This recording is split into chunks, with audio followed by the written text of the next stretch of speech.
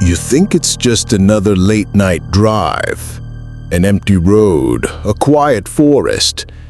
But what if everything in your path, a suitcase, a stalled car, a man standing where no one should be, was placed there on purpose?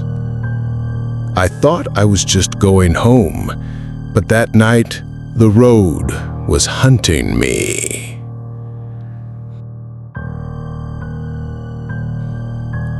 I was driving home late after visiting my sister. She lives about an hour outside the city, surrounded by dense woods and long stretches of quiet country road. It was a Saturday night, probably just past midnight. I hadn't planned to drive back so late, but we got into a small argument about something stupid, and I didn't feel like spending the night there after that. The first 15 minutes were uneventful. My car hummed steadily, the road stretched on endlessly in front of me, and my headlights were the only thing cutting through the darkness. There were no street lights out here, just trees, thick and unwelcoming on either side. I had music playing at a low volume, mostly just to keep my mind occupied. But even the music felt too loud after a while, so I turned it off and let the hum of my tires fill the silence. A few miles in, I noticed something up ahead on the shoulder of the road. At first, I thought it was just a mailbox or a road sign, but as I got closer, I realized it was a car.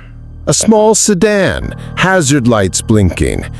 It was pulled over awkwardly, almost halfway onto the road.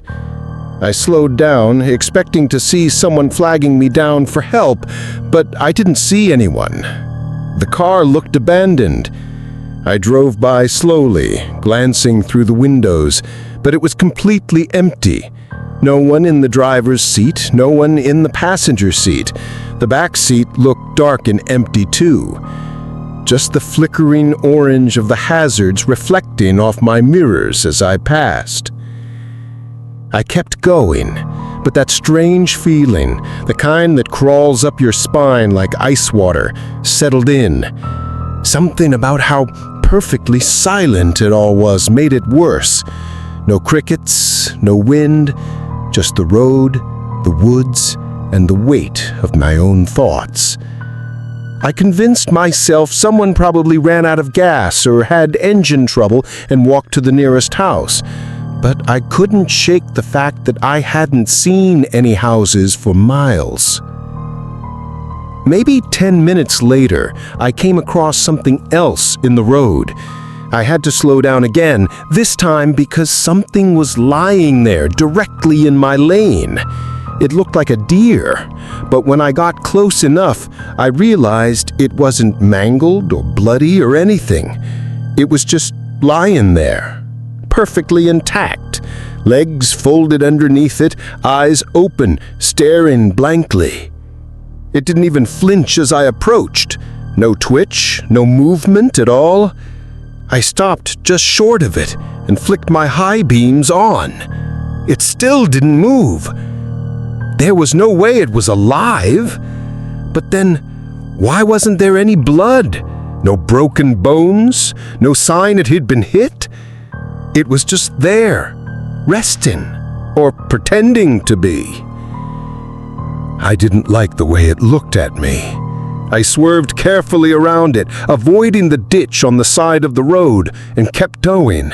I kept checking the mirrors a few times, and at some point, it was gone. Not moved off to the side, just gone. I never saw it stand up or walk away. One glance it was there, the next it wasn't. I gripped the steering wheel a little tighter. My stomach was in knots now. I tried to shake it off. Maybe I was tired. Maybe I imagined it disappearing. But the road started to feel different after that, like it was leading somewhere it wasn't supposed to. The trees looked like they were getting taller, leaning in closer to the road. I kept checking the mirrors, half expecting to see something behind me, but it was always just darkness. Then, I saw a person standing by the road. He wasn't flagging me down or anything. He was just standing there, facing the road, arms by his sides, not moving. My lights hit him for just a second, and I swear his eyes reflected red. Not like an animal's, like glass. I passed him in less than 2 seconds, but in those 2 seconds, I felt like my heart dropped into my stomach. His face didn't look right. It was long and pale and too smooth, like skin stretched over something that wasn't quite shaped like a human skull. I didn't stop. I didn't slow down. I just kept my foot steady on the gas and stared straight ahead. I didn't see him again in the rearview mirror, but I did see something else about a mile up the road. Another figure, same clothes, same posture, standing on the opposite side this time.